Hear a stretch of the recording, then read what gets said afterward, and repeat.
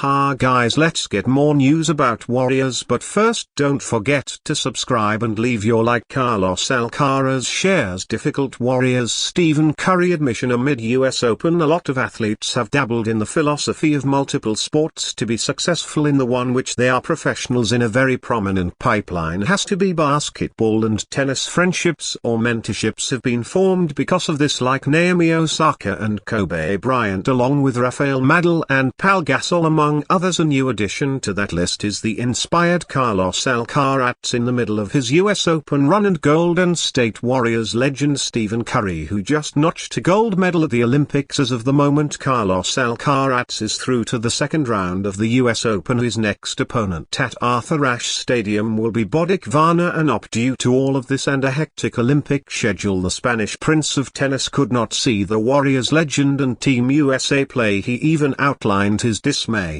upon learning that this workload would not allow him to meet Stephen Curry via ESPN. I would have loved to come over and watch the USA play basketball, but I couldn't. The tennis schedule is always so tight, so I couldn't find the time to go. Alaz declared tennis is one of the rare sports where one can only blame themselves for a botched strategy. All of that pinned up frustration usually leads to broken rackets and enraged shrieks in the middle of sets. Alcaraz was not safe from any of this frustration before the US Open, and after the Olympics he smashed his racket in the second round of the Cincinnati Open against Gilman Fay. He no longer wants this to happen again and looks to Curry so that he can have more positive emotions during matches. I watched Stephen Curry play in real life in Miami, and it was a joy. It was a privilege watching him play. I'm trying to do the same things as he's doing, on the basketball court, but it is difficult. But yeah, probably the same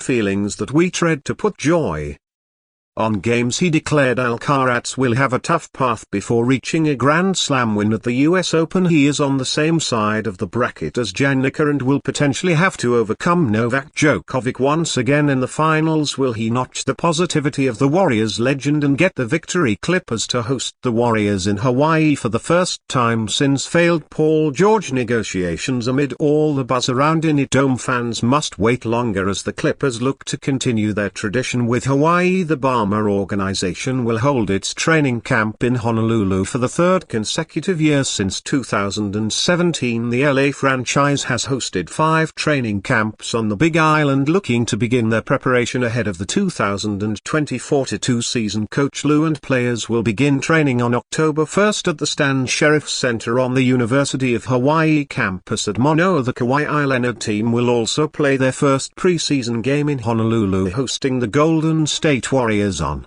October 5th. Paul George was one of the most significant talking points of the summer so far, given his player option with the Clippers. The future between the two parties looked bleak at the time, with multiple suitors lining up to pitch PG-13. The Warriors were in hot pursuit of the 9-time All-Star, offering all sorts of trade packages. However, Joe Lab's management wasn't willing to include Jonathan Kuminga and Brandon P in trade talks, which didn't sit well with the Clippers. Ultimately, George decided to sign a 3-year deal with the 76ers. Sadly, both sides ended up at losing ends, especially the Clippers, who failed to procure anything in return for George's exit. While the two affluent organizations continue to explore the trade market, their chances to contend in the West have fallen considerably. Ironically, both Californian franchises had a turbulent off-season, witnessing their marquee players depart, Klay Thompson and Paul George. Nonetheless, it will be interesting to see the two teams battle it out on their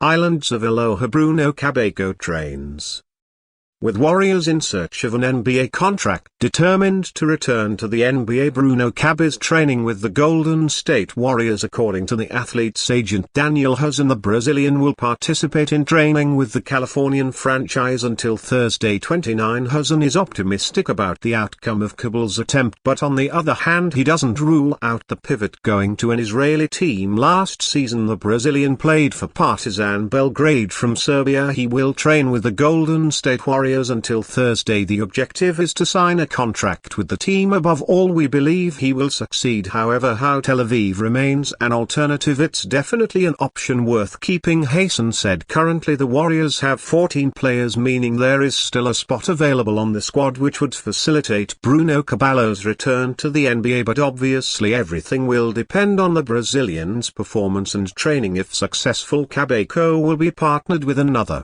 Brazilian, the young winger Guai Santo.